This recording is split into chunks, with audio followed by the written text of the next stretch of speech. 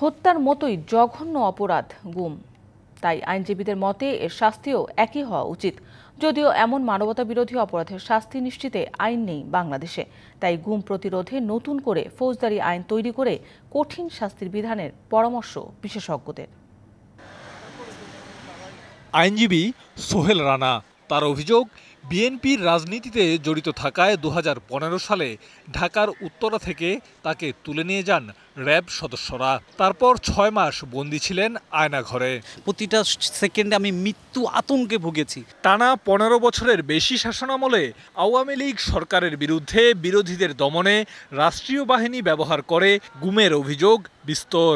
মৃত্যু হলে মৃত্যু হয়ে যায়, শেষ। কিন্তু আমি প্রতিটা মুহূর্ত ফিল করেছি কখন না জানি আমাকে মেরে ফেলে, এই ছেড়ে দিবে না মেরে ফেলবে। এই যে একটা প্রতিটা মুহূর্তে একটা মৃত্যু যন্ত্রণা, মৃত্যু আতঙ্ক, এটা আপনি কোনো কিছুর সাথে আপনি এটা মিলাতে পারবেন না। ইভেন খুন করার থেকেও জঘন্য অপরাধ।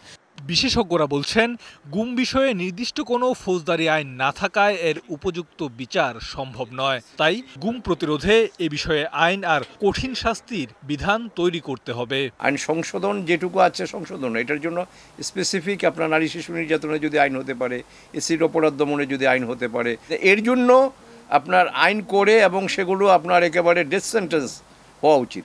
ঢালাইয়ে দৃঢ়তা, নির্মাণে নিশ্চয়তা। প্রিমিয়ার সিমেন্ট, ঢালাইয়ের রাজা।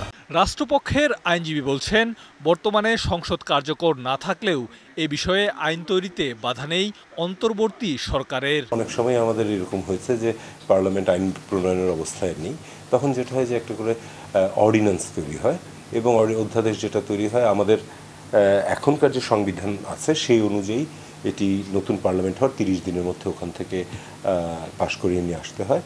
5ই আগস্ট আওয়ামী সরকারের পতনের পর এরই মধ্যে 27শে আগস্ট গুমের ঘটনা অনুসন্ধানে 5 সদস্যের তদন্ত কমিশন গঠন করেছে অন্তর্বর্তী সরকার। 29শে আগস্ট জাতিসংঘের গুম বিরোধী সনদেও সই করে বাংলাদেশ।